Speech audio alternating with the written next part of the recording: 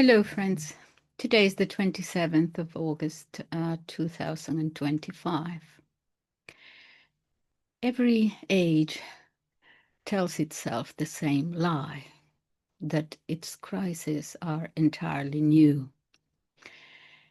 But what if our modern battles over faith, politics, culture, even truth itself, are simply the latest chapter in a much older war?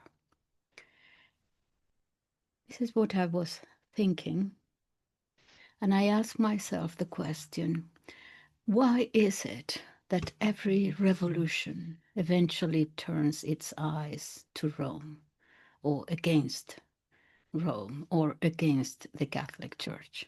I had been reading about the French Revolution once again and so on, and I thought, my goodness, this institution there has just about every revolution, every modern era has been against it, against this institution. That was my question. Why is that? For 2,000 years now, empires, kingdoms, political systems, regimes rise and fall. Ideologies flare and then fade. But the Catholic Church remains the one opponent's the one that every opponent of every age, every modern new revolution feels obliged to confront, if not openly, then subtlety. It depends on the times. If not violently, then structurally, from without and from within. And I thought about, okay, so let's focus then on what happened on the French Revolution. And I came across, different historians. And I was going to do this video starting like this. I kept, the introduction written. And I came across, of course, the American historian Warren Carroll, and what he says, a Catholic historian, what he says about the French Revolution, and that is his thesis is that the main change there. He says that it was the one revolution that actually went openly against the Catholic Church, and I thought, well, that's not quite the case. I mean, the Reformation, but his thesis is that, I think I mentioned it in another video, that the Reformation was, of course, against the Catholic Church, but it was not against Christianity as a whole. Yeah, different religions, different churches, but it was not about the complete eradication of Christianity. But the French Revolution was that. It was against Christianity itself in its extreme secularism and so on. Okay, so that's one historian. And I thought, okay, I have to then, okay, let's go to other historians. And of course, you know that my favorite historian, and this is very Spanish, but of all time, is this guy. Let me let's see if you can see him. At the age of 22, this is in 1875, something like that. I think I have him here, if I can.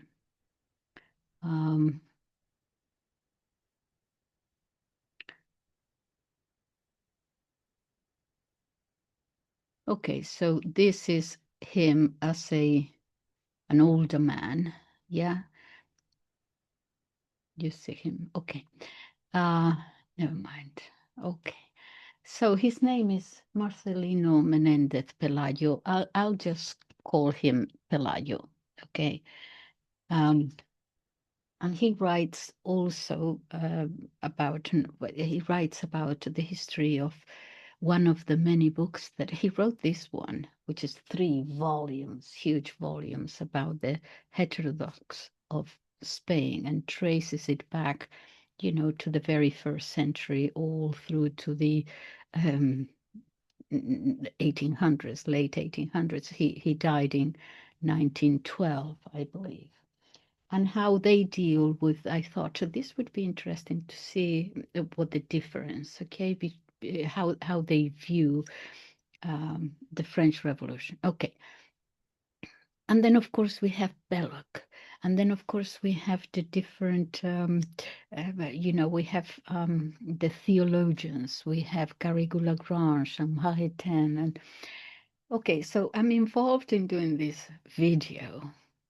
And then at the same, which I will do tomorrow, the day after, perhaps the day after. I don't want to do too many. You don't have time to listen to everything. But then in my YouTube thing, it comes up, okay, the Pope is there in Turkey commemorating the Nicene Creed. And I see one video saying the Pope that pertains to be Catholic, but this was the title, the Pope goes to Turkey, something like that. Is he going to give up on the filioque? I said, come on, goodness gracious, man. I mean, come on. It brings to mind the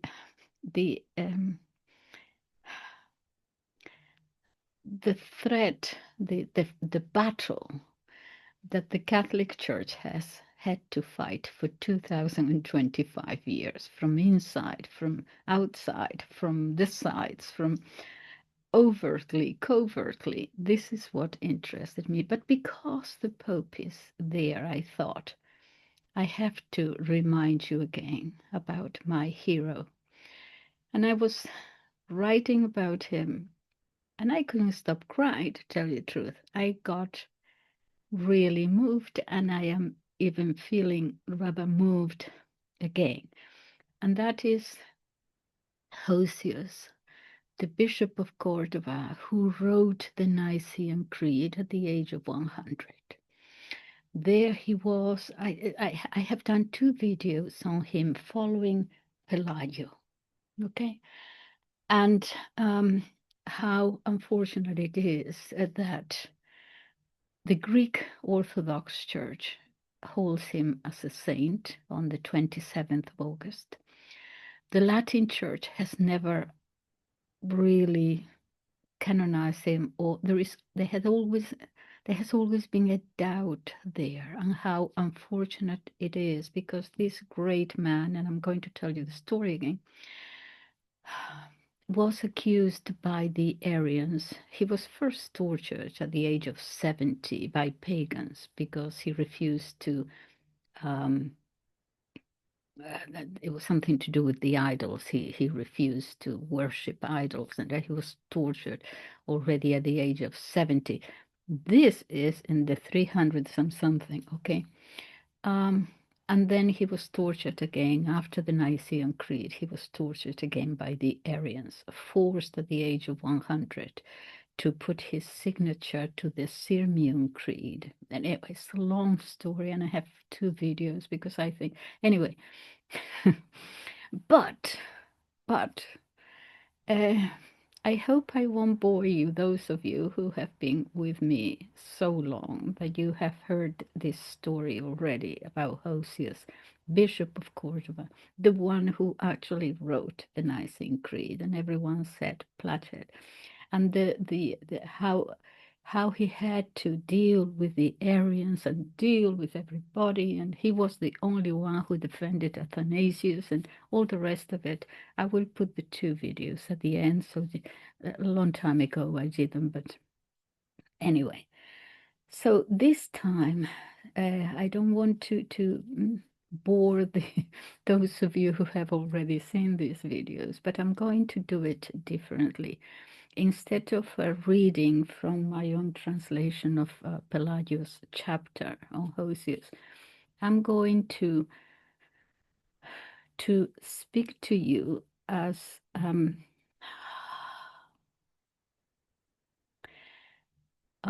you see, I'm already choking up a little bit because I wanted to talk about this. Okay, let me see if I can get my thoughts out. And so I wanted, instead of doing the same old thing of reading to you from the book, I thought, can I sort of read Pelayo again and try to, like an actress or something, try to feel what he felt. He was indignant about how the church has ignored this man. Always, yes, yes, yes, but a timid but at the end. And I thought, I'm going to try to feel what Pelayo felt when he was writing, defending him, and how it is so unfair that the church has forgotten him. And so I spent the afternoon reading and rereading his ire almost. And so in trying to make it a little bit different, and not just to read, from his book. First, hold on a second. Let me get my notes here. Okay, I got my notes here. I had to write it down. You understand, because otherwise I can go all over the place. So in chapter 1, book 1, chapter 5 of his book. He starts when he devotes a whole chapter to Hosius, and titles it Hosius and its relationship with Arianism, and then two other bishops that accuse him, Potamius and Florentius. So in this chapter, Pelayo pauses his grand survey of Spanish heterodoxy to examine a man whose orthodoxy has never seriously been in question, and that was Hosius of Córdoba. Yet Pelayo insists that no figure of the ancient Spanish Church has suffered a greater injustice from history.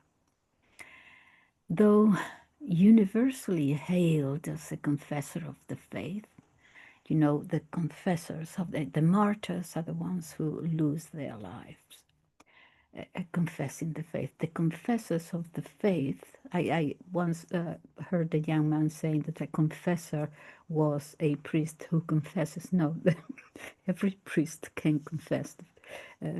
But these are, they are not martyrs, but they suffer torture or exile or for confessing the faith, okay? And they have the title of confessors of the faith.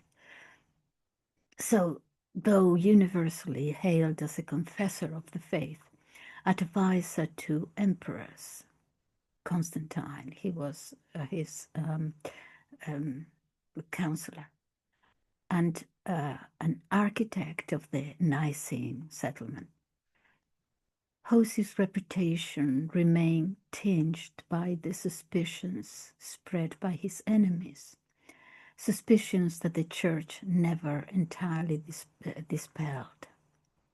And this for Pelayo is a moral failure, as grave as almost as for him, because he's so annoyed, as grave as some other doctrinal error that he chronicles.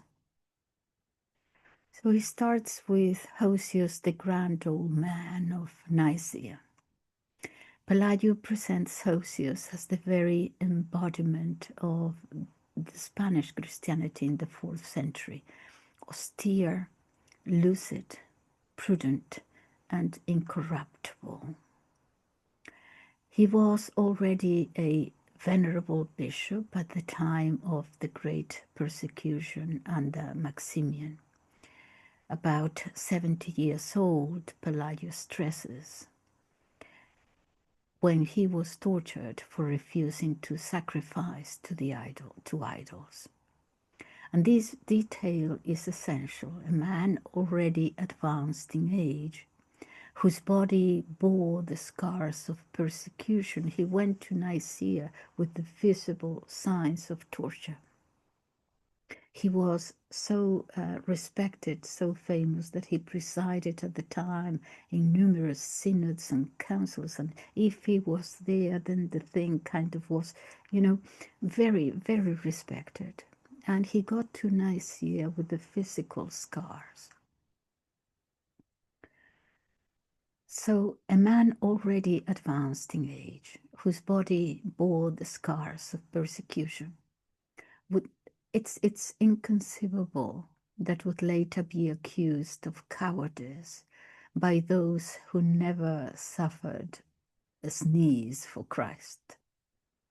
But he was accused of that. He was accused that at the very end he became an Arian. He put his signature to the Nicene Creed and so on. We're going to take it. The signature certainly appears there. But let's go and see what happened. This experience of torture and being always a confessor for the faith, forged his authority. Constantine himself placed profound trust in him. Hosius became the emperor's theological counselor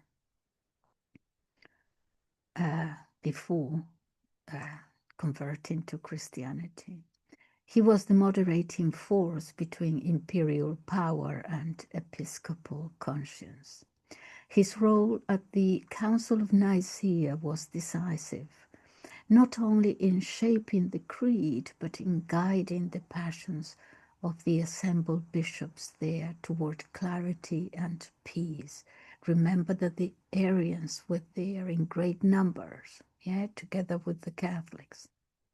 Now, the rise of the Arian slander. And yet, precisely because of this enormous prestige, Hosius became the target of those who sought to undo the Nicene Creed afterwards. And Pelayo narrates with indignation how the Arian party, who are still with us, under different names, different colors, different this, different that, a little bit of Christian, a little bit of Gnostic, a little bit of Jewish, a little bit of just about everything, the masters of intrigue. How the masters of intrigue, always fighting the Catholic Church from outside, but certainly from inside, set out to neutralize him. Their method was simple: destroy the man's moral authority, and the doctrine he supported would collapse with him. You couldn't go against Hosius from the outside. He bore the scars. Everyone knew it, but if you undermined him, destroyed his authority, his moral authority, and that's it. The Arians, Pelayo observes, could not erase Hosius' past. They could not deny the confessor's scars, but they could whisper, which is what they do, and they could insinuate, which is what they do still today, and they could distort. And so they did, and they do now. Now, the tragedy of Sirmian, what happened toward the end of Hosius' life, is the focal point of Pelayo's chapter. After the death of Constantine, imperial power fell increasingly under the sway of Arian courtiers. Hosius, then nearly 100 years old, was summoned to Sirmian and pressured to sign the Arianizing formula. This is to do with Christ, the Son, yeah, Hosius. I think I talk a little bit in greater detail. Just let me go through the presentation. He resisted the Arians with the same spirit he had shown in youth. But age and physical suffering weakened him, and eventually it is claimed that he signed a document he could not possibly have believed. Because he had been under torture for many days at 100 years of age, the signature appears there. The Arians said that he signed voluntarily, although they do mention in some point that with torment or something like that, something very vague. We don't know that they could actually even have made him sign it. Certainly something appearing to be his signature is there. Pelayo's contention is that this man never ever prevaricated from the faith. And even if he put his signature voluntarily on what he knew to be a heresy, the fact that when he went back to Spain, he was a broken man, spoke clearly that he never prevaricated from the faith, and no one would listen because the slander was out that he had sold out, and he died like that.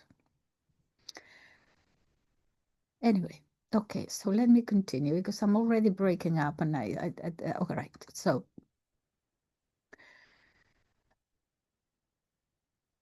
Pelayo contends that even if his signature is there, and even if he had done it voluntarily, which is doubtful, the fact that, well, even if he did it, okay, voluntarily, which is too much to assume, but even if he did, the fact that he cried tears, or he didn't cry, he tried to explain that no, he was of the same faith. He tried to defend himself, and no one would believe him. But well, some did. But I'm thinking of Saint Peter, who denied Christ at the moment of truth, and then he repented and cried bitter tears, and he was forgiven. I think that even if he did it voluntarily, the fact that he said immediately afterwards that no, he had never prevaricated. He was, anyway, okay, let me continue. Pelayo insists on 2 points. Even if it was his signature, which we cannot 100% maintain. Well, his signature is there, but we don't know how he got there.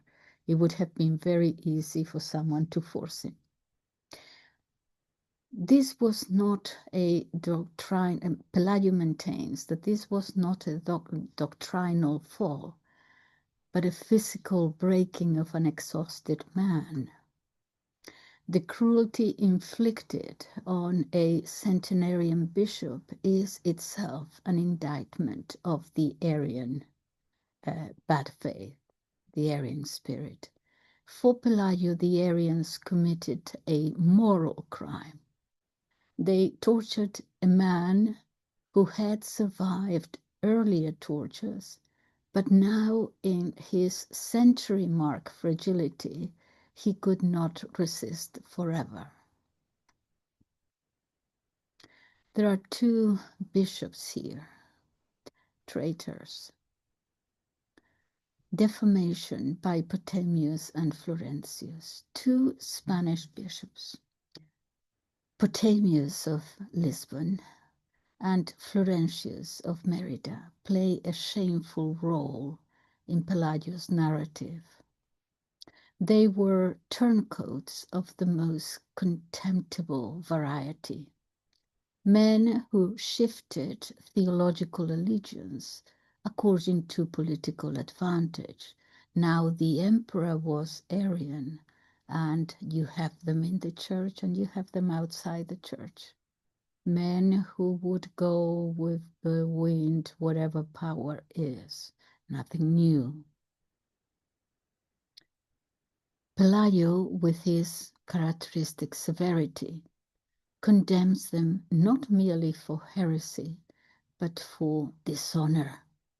Dishonor, the dishonor of traitors. I think a traitor is the worst possible person. I really do. Think of I mean, what is the worst crime? I don't know, killing a child, for example, okay? Killing a child, all right. You kill a child, you're a criminal, all right. But think of the one who does not kill the child himself, but, playing, on the backside of things, gives you the gun, tells you when the child is there, at what time, in what playground, and makes everything possible for you to kill that child. That kind of temperament, that kind of personality, to me, is even worse than the person who just goes mad, or even if he doesn't go mad, he's just a criminal and kills a child. But the one who's whispering, the traitor, sometimes I think, when I see some American politicians whose surname tells me that they come from some country in Latin America. It could be Cuba, it could be Venezuela, it could be Mexico, any place, okay? And so they are the descendants of their parents, grandparents, whatever, they came from one of those countries. All right. And for sure, because by the second generation, you are 100% American. And by the third generation, you are 100% American. What I don't understand is why there isn't even a 2% there that tells you that you are from your predecessors, your elders came from that particular country. I don't understand why you are so eager to launch war on those countries. I think I would be, even though I would be 100% American, there's something there that, I don't know, it would make me uncomfortable, even if it's only 100% Venezuelan, or Mexican or Cuban. It's just going to war against those people from whom you come. I don't understand it. I would recuse myself. Actually, I would say, look, I can't help it, but it is in my veins or something, and 100% American, don't want to, betray my country or anything, but there is something here that I just can't. I think people would understand that. To me, the traitor is the worst, I tell you. So anyway, let me continue. So he blames them not just for heresy, but being a Spaniard and a descendant of Don Quixote, for dishonor. These men exploited Hosius' false signature to imply that he had knowingly abandoned the Nicene orthodoxy. They circulated letters attacking him. They sought to portray themselves as loyal to the emperor and Hosius as a senile obstacle to unity. They were trying to, well, they had switched sides, and now they were with the Arian emperor, okay? Their insinuations molded the historical record far more than they deserved to. Here, Pelagius' voice becomes unmistakably personal. This is personal, and I feel it's personal too. It is unbearable, he says, that the testimony of such men could stain the reputation of the greatest Spanish bishop of antiquity.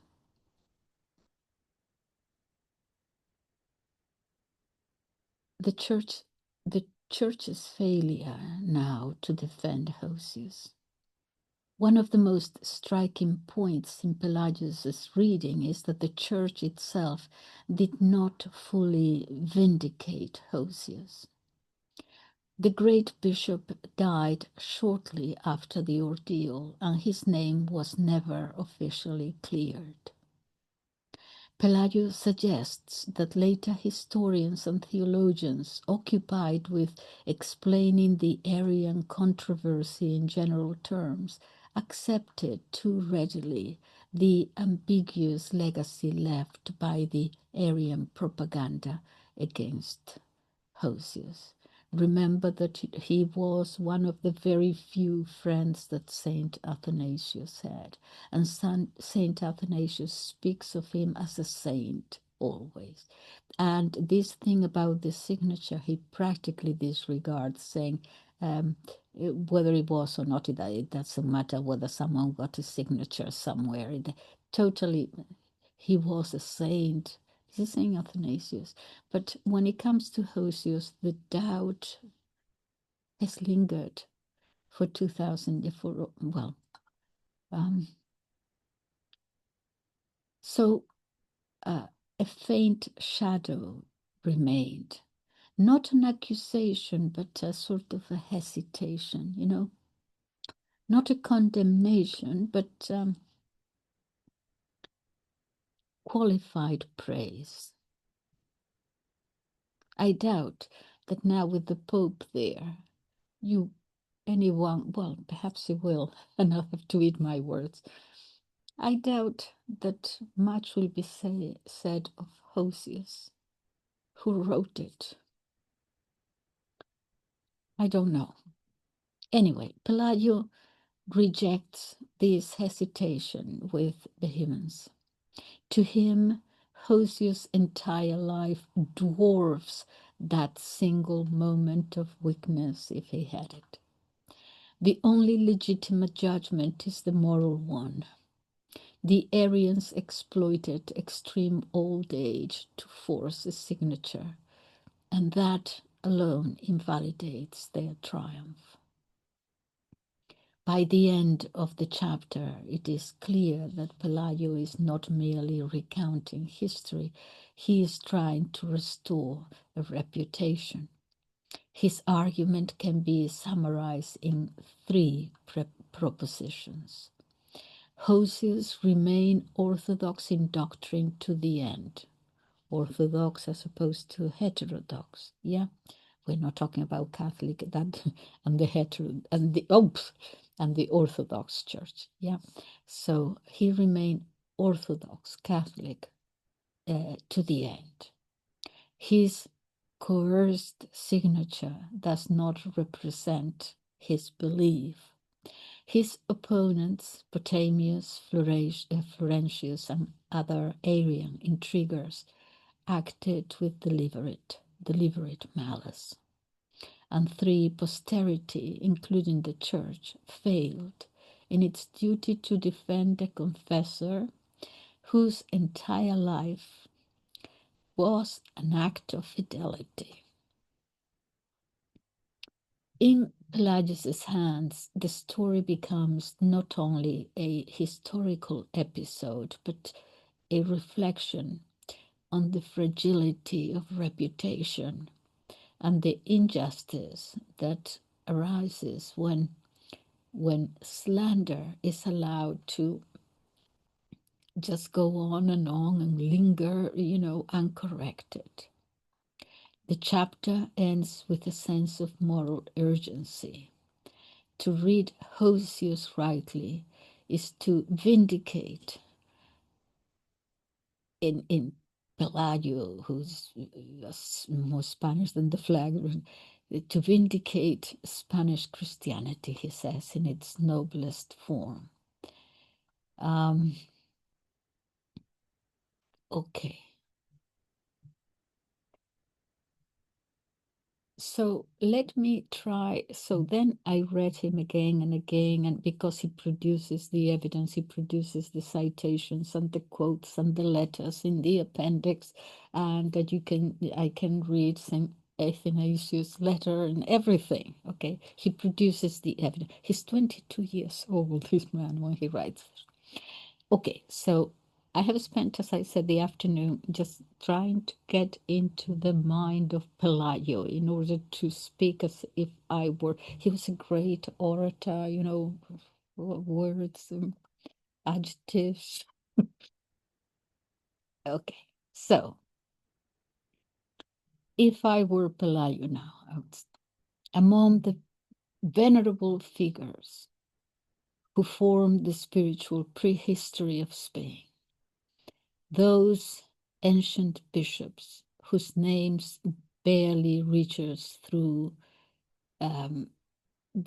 through times, through the smoke of persecution and the dust of councils, so many of them. There were 14 Toledo councils trying to do away with pagan customs and all. Okay. There is none whose destiny is more tragic, nor whose memory has been treated with a colder ingratitude than Hosius of Córdoba. Others may have been greater in learning or more resplendent in the annals of ecclesiastical diplomacy. Others may have wielded sterner authority or displayed more fiery temperaments in their controversies of their time. I don't doubt that, but none lived so long, suffered so much,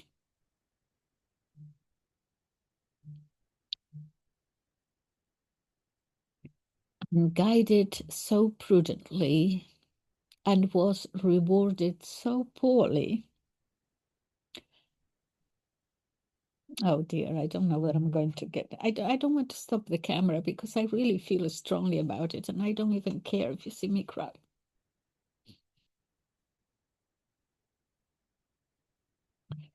Come on, let's continue.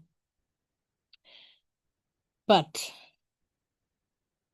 was rewarded so poorly as the old bishop from the banks of the Vetis River.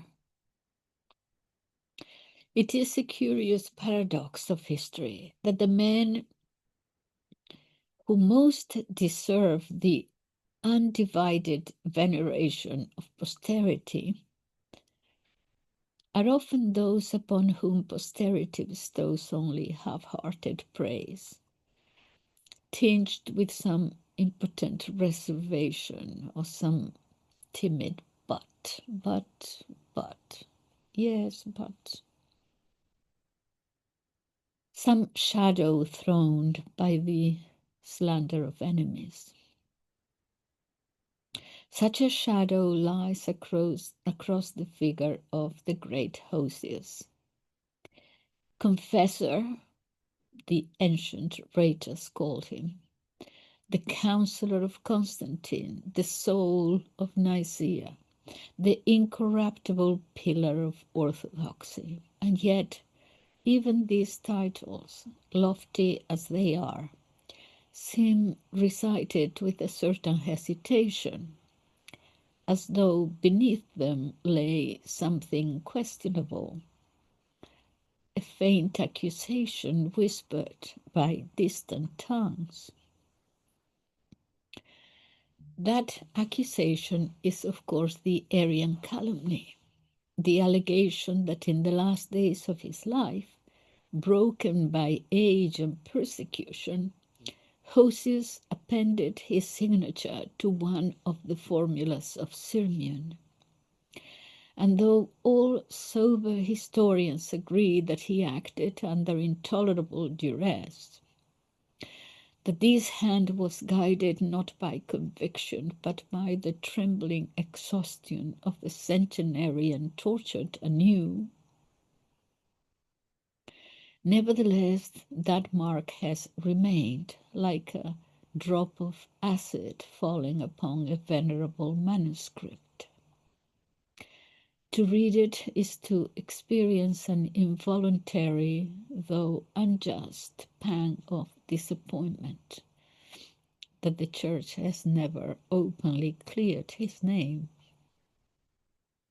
What Pelayo accomplished in this chapter, what we must attempt to reproduce here, is precisely the labor of removing the shadow by demonstrating the monstrous disproportion between the life of Hosius and the accusation made against him. For Pelayo, as for every just historian, a single act of coerced witness cannot outweigh a century of heroic constancy. And if the Church of later ages failed to say this with the necessary clarity, then scholarship must remedy the omission. And I would ask any student of theology or the history of the Church to please plunge into this, so that his name may be cleared at last. Hosius stands, therefore, not merely as a protagonist of the Arian controversy, but as a symbol of the fragility of reputations, even the most illustrious one, when they are left at the mercy of unscrupulous adversaries and this is important, negligent friends. Hosius was already old, between 65 and 70, depending on the chronology one adopts, when he endured the violence of the great persecution under Maximian. In an age when the average lifespan was a mere fraction of what it is today, those years signified not the comfort of retirement, but the venerable fragility of a man whose body had long ceased to be an obedient servant to his will. It was at this advanced age that he was dragged before the pagan magistrates, urged to burn incense before idols. This is when he was by the pagans in the first torture, physical torture. He was about 70. As I said, they will do it again, the Arians, when he's 100. But here he was dragged before the pagan magistrates, urged to burn incense before idols, and when he refused, subjected to tortures whose severity the ancient martyrologies record with laconic dread. The scars remained with him his entire life. He carried them to the Council of Nicaea, where younger bishops regarded him with the awe one feels before a living monument. He carried them to the court of Constantine, where emperors addressed him with the same mixture of reverence and trust once given to apostolic men. And he carried them finally to Sirmian, into the hands of persecutors. I don't think he was, or I don't even think, having read about it, I don't even think that when they took him to Sirmian after Nicaea to change bits and things, that he knew that he didn't even, that he knew where he was. I don't think he even realized where he was. If you look at letters and things, I think he was a bit lost by then. How do you get a signature out of a man like that? I think that's easy, you know. Anyway, so he carried them finally to Sirmium, into the hands of persecutors who, under a Christian banner, revived the methods of pagan cruelty. He probably thought he was signing something else, even if he did. To understand Hosius, one must first contemplate this. He lived more than 100 years, And for more than 80 of them, he bore on his flesh the marks of the first torment he endured for Christ. I have here, and one letter. I read this in the previous video I did on him, but it is a letter to Constantius when he's by this time an Arian, who wrote to him a letter threatening him with just about everything under the sun. And Pelayo quotes the letter, well, bits and pieces of it, because it's rather large, but I will, because it's not long here, I will read you what Pelayo actually says. To Constantius' insistent threats and demands, this great prelate responded with an admirable letter, the most honorable, valiant, and severe address a priest has ever written to a monarch. Even if we take into account the letters written to the stand by honorable Catholics to Henry VIII or whatever, but this is what he writes to the emperor. Quote, I was already confessing the faith, he wrote to him, during your grandfather Maximian's persecutions. If you reinstate these persecutions, I am ready and willing to suffer it all again, but never to shed innocent blood or betray the Catholic truth. You do wrong in writing to me in such a manner. It goes on, in threatening me. Do remember that you are mortal. Fear the day of judgment. Keep yourself clean for that day, and do not mix in ecclesiastical matters or aspire to teach the church. It is you, sir, who need to be instructed by the church. God entrusted the empire to you, the things of the church he entrusted to us. He who usurps your power contradicts divine ordinance. Do not make yourself guilty of a bigger crime by usurping the treasures of the temple. It is written, render unto Caesar what is Caesar's, and to God what is of God. Neither is it licit for us to have command on earth, nor is it for you, Emperor, to lord over what is sacred. I write this to you out of concern for your salvation. I do not agree with the Arians. I do not support them. On the contrary, I anathematize their heresy with all my heart. Nor can I subscribe to your condemnation of Athanasius, whom we, the Roman Church and one council, have declared and pronounced innocent.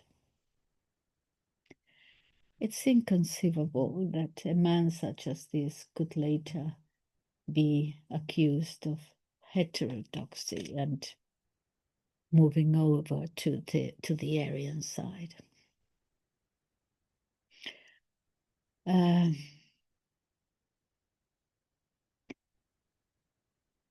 That any Christian, least of all Christian bishops, could later question the constancy of such a man is one of the bitter ironies that Pelayo exposes with quiet, relentless indignation.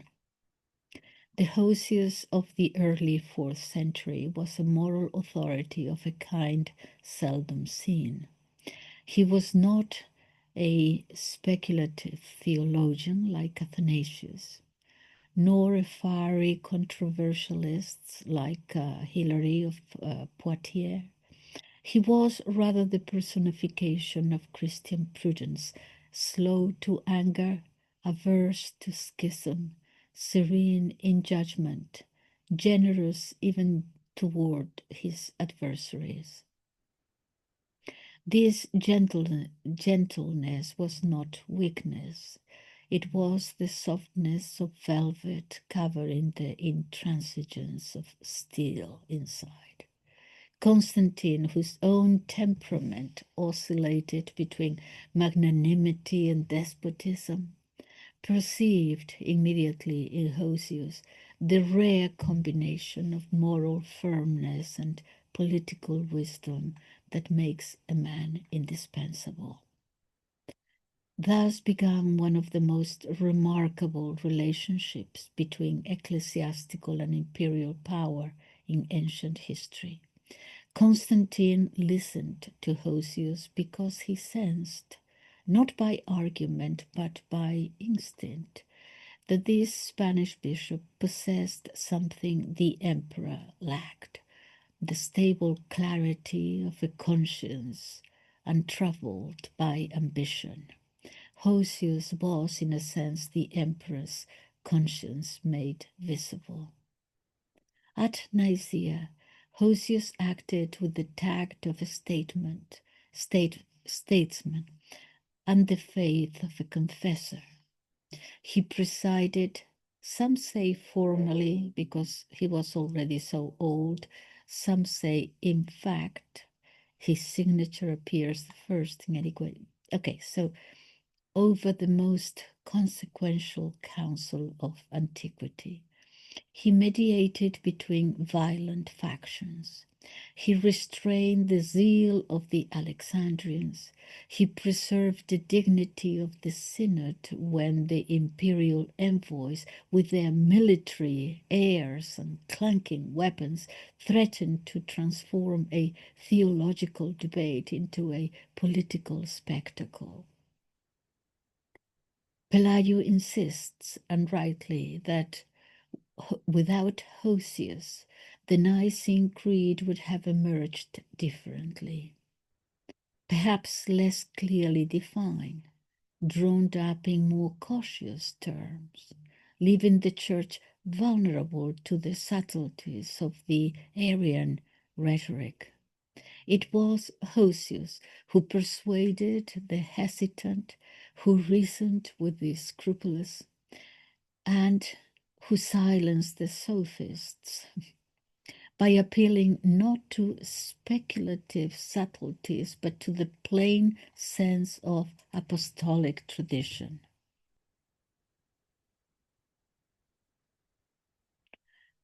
One must imagine him, bent with age, scarred with earlier torments, speaking with the calm authority of a man who no longer feared anything because he had endured everything. His words were gentle, his conclusions firm. When he proposed the insertion of the term homoousios, homoousios, the Greek term meaning of the same substance or of the same essence, all right, to describe Jesus, God the Son, as being identical in being and essence with God the Father. Okay, to affirm the divinity of Christ, stating that the Son is co-eternal and co-equal with the Father. This was essential.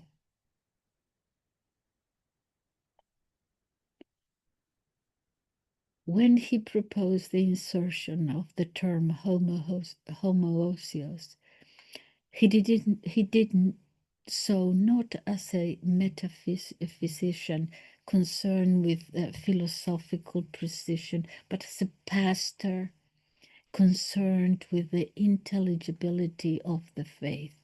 For Hosius, the question was simple.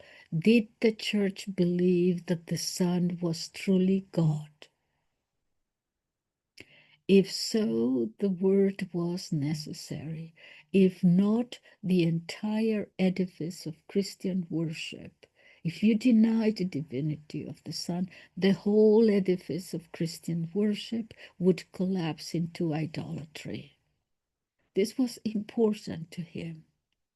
Thus, the Creed of Nicaea bears, in a special sense, the imprint, Pelayo says, with national pride, the imprint of Spain, okay, not by national pride, but by historical truth. In Hosius, Spain gave to the universal church not a theologian of subtlety, but a shepherd of incomparable integrity.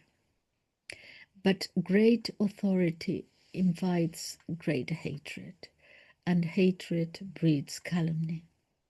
And the Arians, who understood better than anyone the art of ecclesiastical intrigue, they're still using it, recognize in Hosius their most formidable adversary.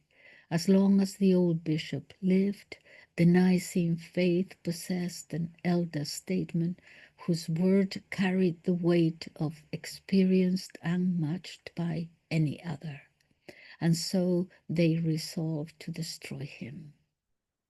They could not refute his theology. It was, in a word, too complex but too simple. It was too simple. It was too apostolic, too in accordance with the common faith of Christians everywhere. Nor could they accuse him of political ambition. The man lived in poverty, avoided ostentation, accepted honors only when compelled. He was called by the emperor. They resorted to the weapon of the envious, character assassination. That's easy for a coward.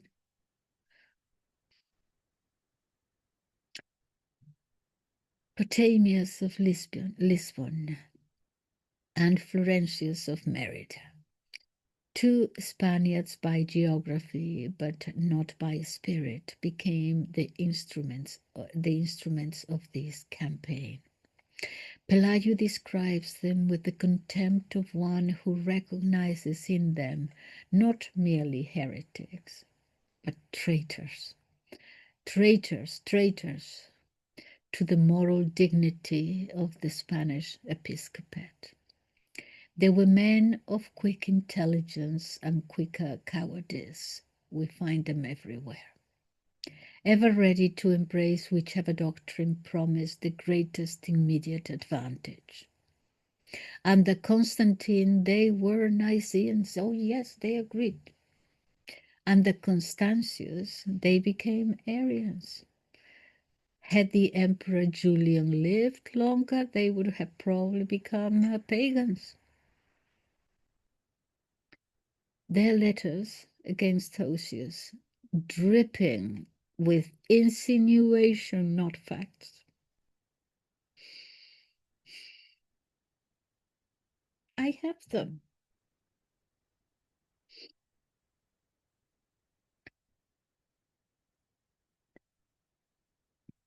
Dripping with insinuation, pretended to lament his errors.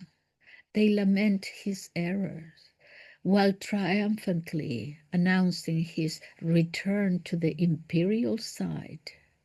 They probably helped him get to the Constantius, to the imperial side. They depicted him as stubborn, senile, obstinate, any epithet that could lessen the impact of his earlier constancy. They spread the rumor that Hosius had long wavered in his convictions, and that only his pride had prevented him from admitting the truth earlier. He had always been an Arian at heart, and that his eventual capitulation proved that the Nicene doctrine itself now was unstable. Hosius himself has recanted, this is unstable now. Thus, by the pens of two dishonorable bishops, there began that faint shadow, which would cling, and is still clinging unfairly to Hosius,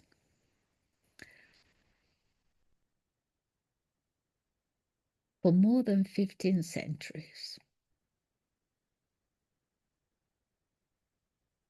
There are episodes in ecclesiastical history so painful, so grotesque in their injustice, that the historian hesitates, I'm sure, before narrating them, as though by retelling the facts, the historian were compelled to relive them.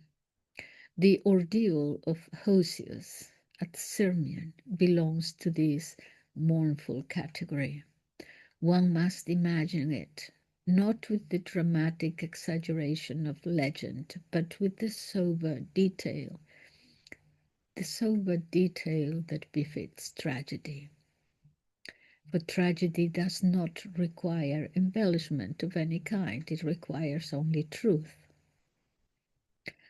When Hosius was summoned to the imperial court at Sirmium, he was in his 100th year.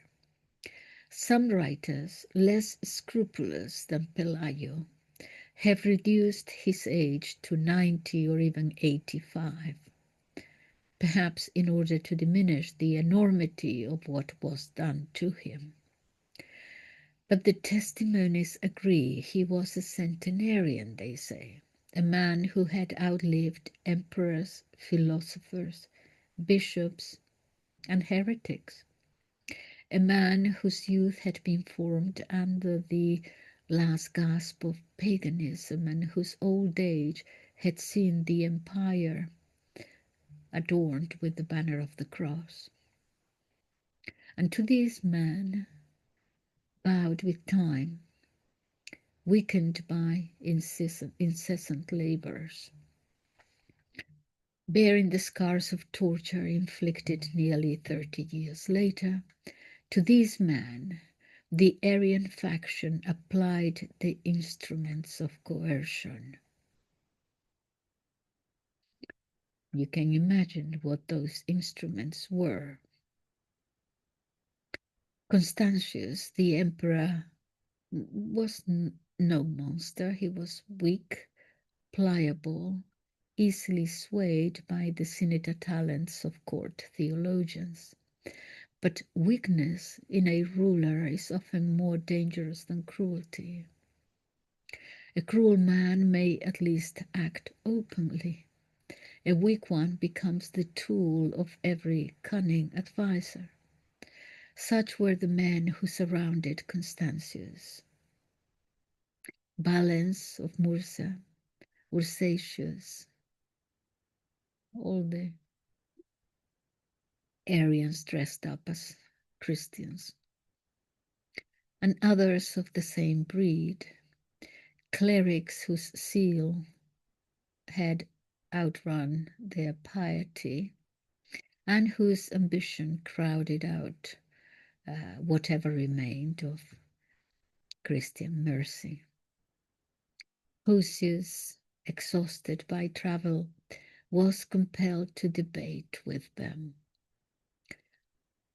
This is why I think he was no longer entirely knowing what was happening around him. They forced him to debate.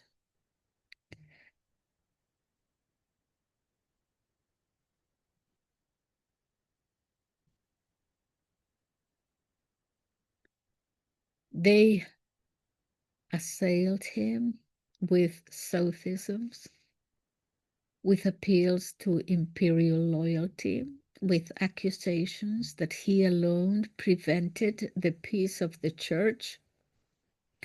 It's you who's standing between, peace in the church. When he resisted, the tone darkened. Threats replaced arguments. And when threats failed, harsher methods followed. The records are discreet, but their discretion is more chilling sometimes than explicit detail. They say only that Hosius, quotes, being tormented, finally yielded. Think of it, confessor of Christ, earlier tortured by pagan executioners, tortured now by so-called Christian priests. The Arians. They always call themselves priests. Pelayo, who is not given to sentimentality, writes of this moment with a contained fury. He does not embellish, he does not wail, he doesn't cry like me, but or perhaps he did, he simply places the fact before us. A man nearly 100 years old was coerced into signing a document he did not believe, and this, he says, shall forever remain a stain, not upon Hosius, but upon his persecutors.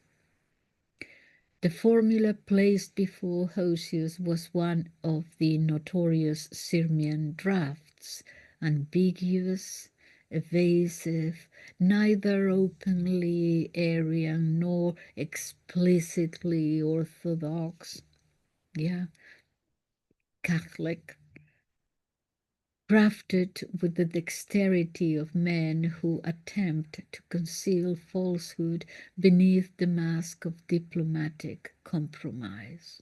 You can see what's happening here, okay? And you are 100, you just been tortured, and they take you here, and perhaps you don't even know where you. No. All right, Hosius wrote his name upon it, that we're told. There is no use denying what all sources confirm, says Pelayo, because the signature is there. But Pelayo is emphatic. The signature is worthless. It was given under duress, even if we admit that he did it voluntarily. It was given under duress so intense that any legal system, Christian or pagan, would nullify it. The moral law nullifies it. The common sense of the simplest believer nullifies it. Only malice, Arian malice, could pretend to treat it as a confession of doctrinal change. What should astonish us is not that Hosius bent, if he did, but that he resisted so long. At his age, one day of torment would have broken him, yet he endured many, many days. The Arians triumph only when his body, not his soul, collapsed. They captured his signature. They never captured his faith. Never.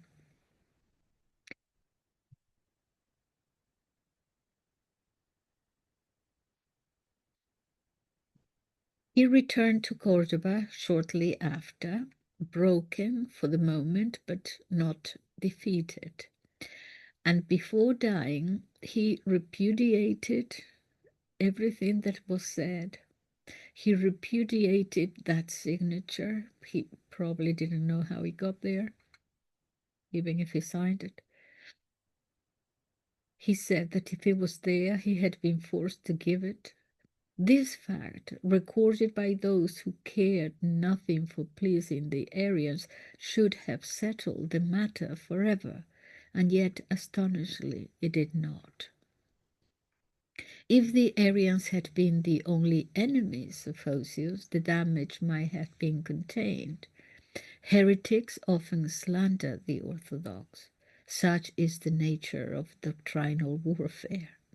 The Church, though occasionally slow, eventually vindicates her servants. But in this case, the deepest wound came not from heretics outside Spain, but from two Spanish bishops, Potamius of Lisbon and Florentius of Merida, whose name Pelayo treats with an indignation so controlled that he cuts deeper than any vituperation. These men were, in a sense, the Judas and the Proteus of the Iberian Church. Potamius, eloquent and vain, had once written with orthodoxy worthy of Athanasius himself. But ambition overtook scruple, and he sold his pen to the emperor's faction. Florentius, less brilliant but equally servile, followed the same path. They saw which way the wind blew, and they aligned their sails accordingly. It was these two who, upon hearing that Hosius had yielded at Sirmium, rushed to proclaim his conversion to the Arian faith. Their letters to Constantius are masterpieces of sycophancy. They speak of Hosius as a man long misled, now, or if you read them, now liberated by the benevolent emperor. They affect sorrow for his earlier stubbornness. They congratulate themselves on having maintained loyalty while he wandered in the darkness of the Nicean stubbornness. Oh, it makes you puke. That they lied is evident. That they knew they lied is certain. Pelayo reads their documents with the cold eye of a jurist. He puts them in the... Just a sec.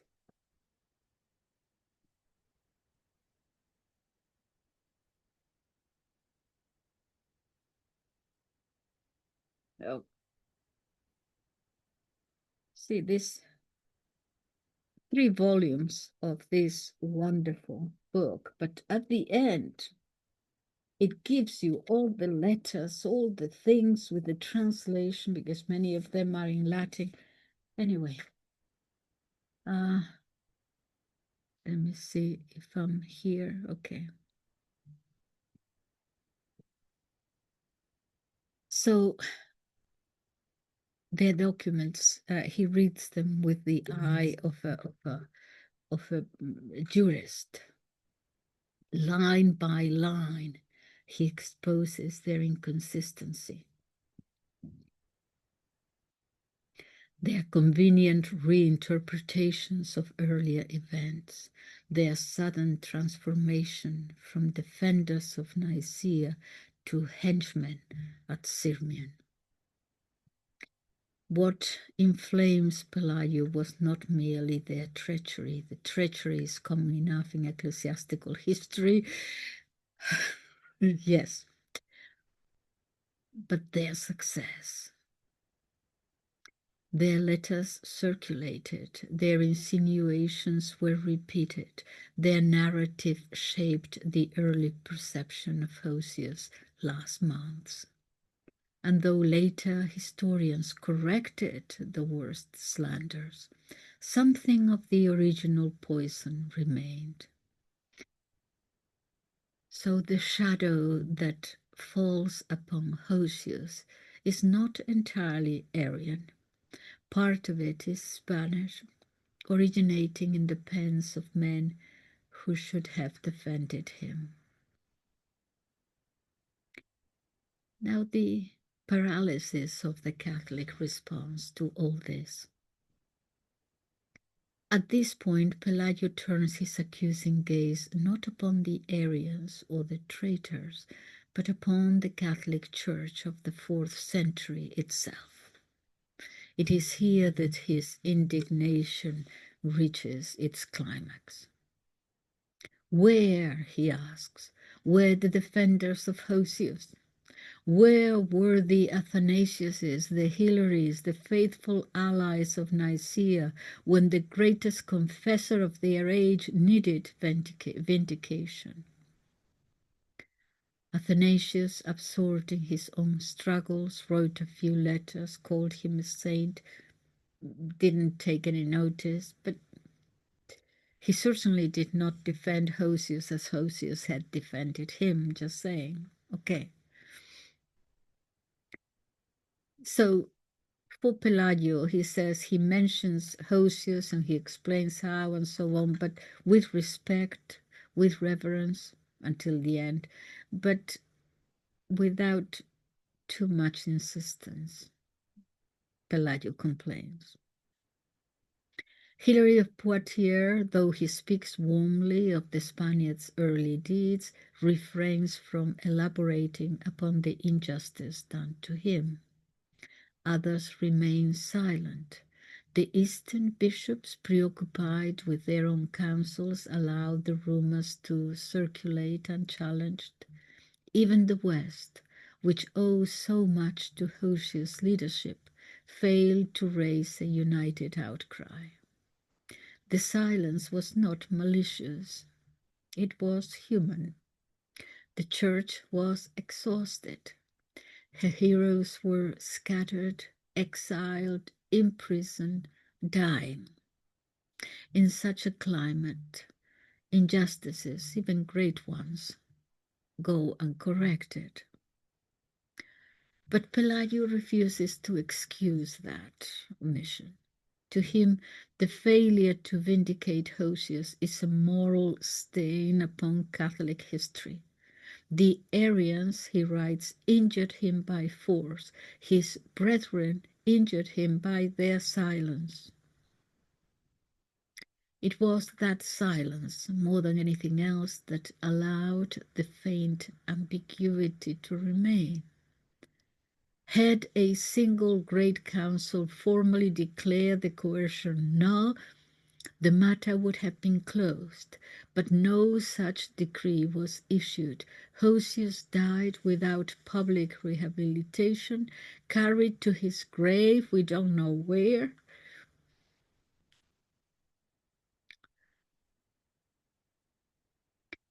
by a few loyal disciples, while the empire continued to convulse in theological turmoil.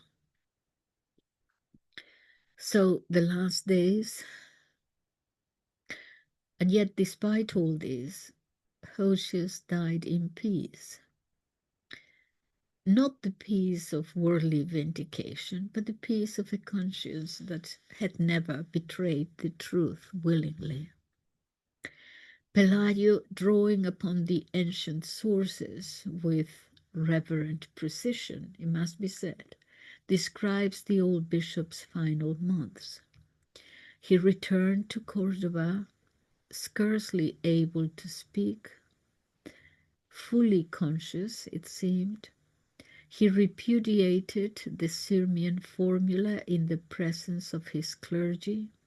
He confessed once more the Nicene faith he had defended his entire life, and then, his labors completed, he, Pelayo says, surrendered his soul to God. One cannot read this without emotion. Here is a man who had guided emperors, presided at just about every council of his day you can think of, and if he wasn't presiding, he was there, from the very beginning, defended the faith before tribunals, suffered torture in his youth and humiliation in his old age, and who, at the end, died as he had lived, simply, quietly, without reproach for his persecutors. All he said that wasn't so, that he had never, without bitterness towards the church that had failed to defend him. His tomb is lost. No inscription preserves his likeness. Only his memory remains, distorted by the malice of his enemies and insufficiently guarded by his friends. So Pelayo's task, our task, my task, is to restore that memory to its rightful splendor which it deserves. So Pelayo closes this chapter not with rhetorical flourish, but with moral clarity. He states three theses, okay? Three theses. Unshakable, historically justified, ethically compelling. Number one, Hosius never ceased to be the same Catholic that he was at Nicaea. The single force signature given under intolerable torture is the act, even if you want to say the worst, is the act not of a heretic, but of a martyr overwhelmed by suffering. Number two, the Arians committed a monstrous injustice. Their treatment of a centenarian bishop Constantine. I mean, is this the best you can do, to torture a 100-year-old man and get his signature?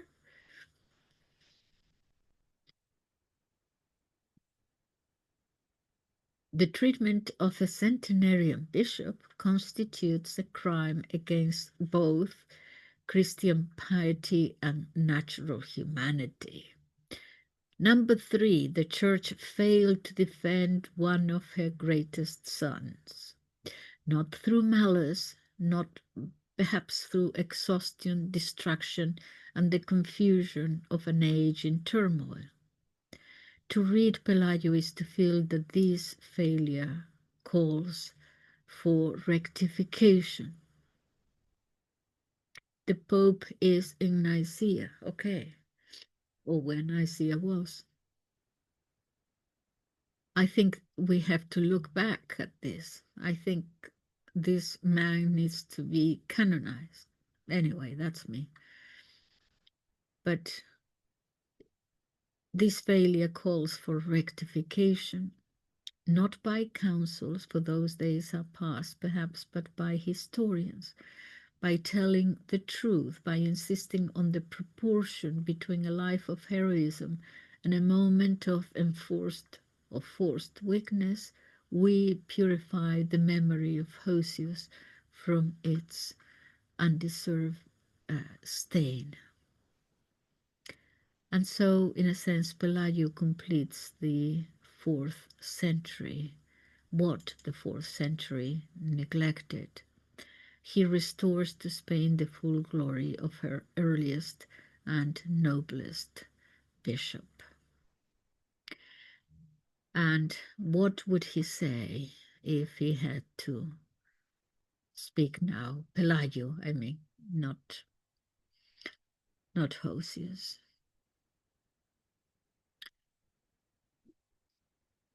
It's just me sort of pretending to be Pelayo. Let us then close this meditation upon Hosius of Córdoba. I'll try to keep his oratory.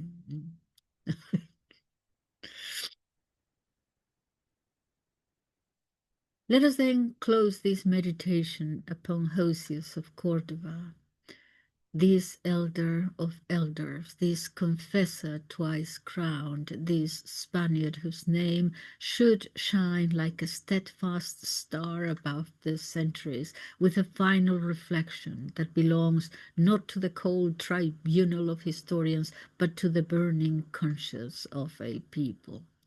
For what is the tragedy of Hosius, if not the tragedy of every just man crushed beneath the machinery of faction?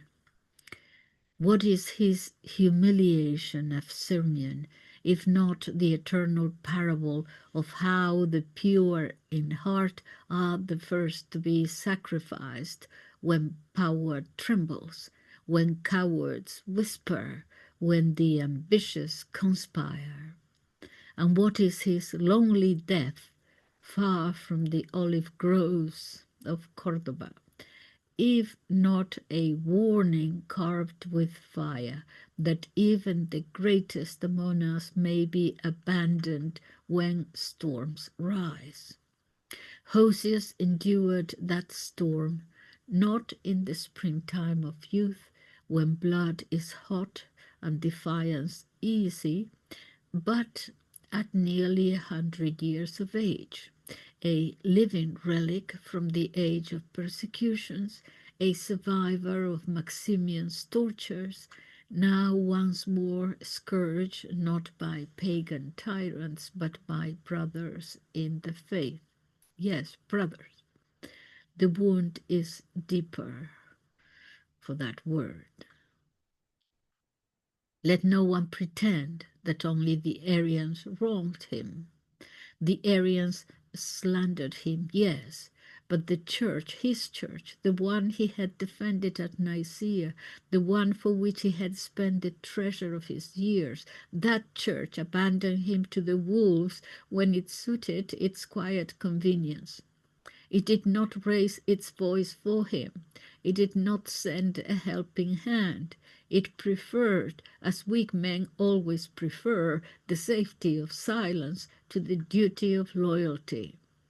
And so a subtle, sort of poisonous doubt, born of Arius, the heretic, tolerated by many, flowed across the centuries like a dark stream. Did Hosius fall? Yes or no? Well, perhaps. Did he betray his creed, the one he wrote? Oh, perhaps. We can't be sure. Did he sign what he should not have signed? Well, perhaps he did. And that doubt, which Pelayo rightly calls a stain unjustly thrown at him, clung to the memory of a man who had earned nothing but reverence.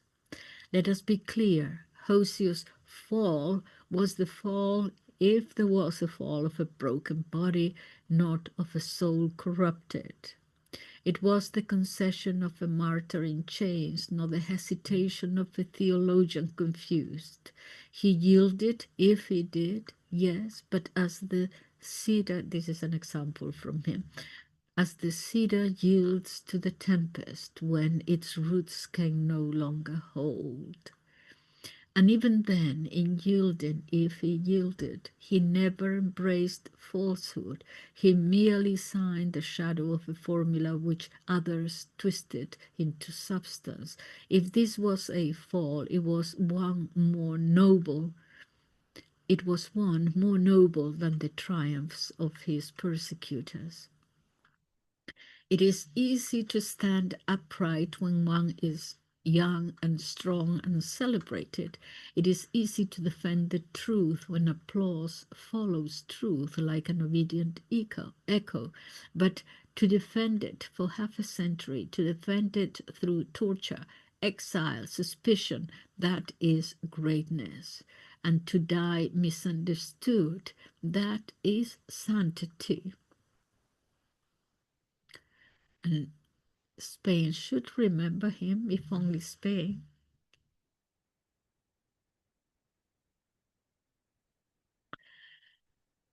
Not as a figure in a footnote, as he is today, but as one of the earliest architects of her Christian conscience. Córdoba gave him birth, but the world received his counsel. And if today his name is whispered only by scholars, it is our moral duty to raise it again into the light. For there are men whose lives are lanterns, and if we allow their flame to go out, the night grows thicker around us. I don't speak like that or write like that. I'm using his examples, okay? I wish. Hosius stands among those lanterns. He stands alone in the Council of Nicaea, the only bishop from the far western edge of the empire, representing not merely a diocese but an entire peninsula still half barbarian at its borders, yet pregnant with the destiny of centuries. He stands at the elbow of Constantine, shaping the creed that would outlive empires. He stands before the persecutors, both pagan and Christian, and does not bend until age itself bends him, as the scythe bends the stalk at harvest time. And if at last he staggers, shall we condemn the staggering? Shall we forget the 90 years of uprightness and judge him only by the trembling of the final hour? No, friends of truth, says Pelayo.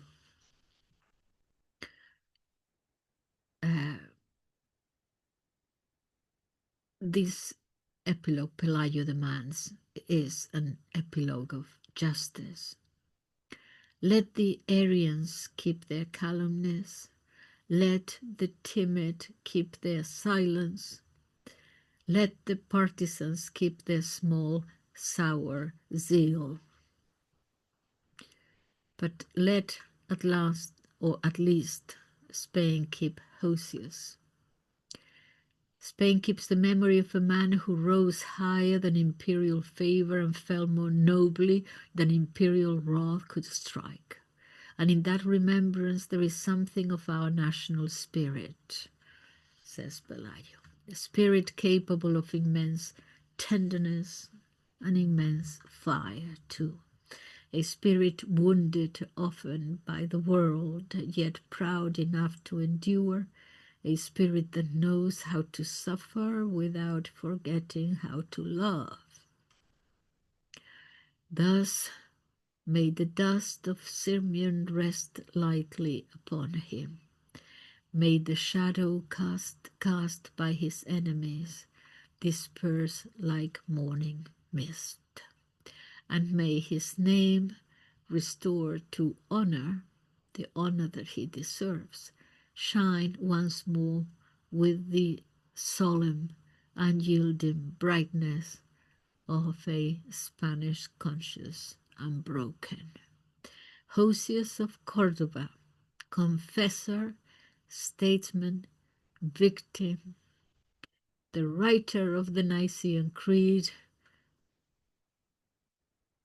and faithful to the Church until the end. Thank you very much for listening to me today. Goodbye.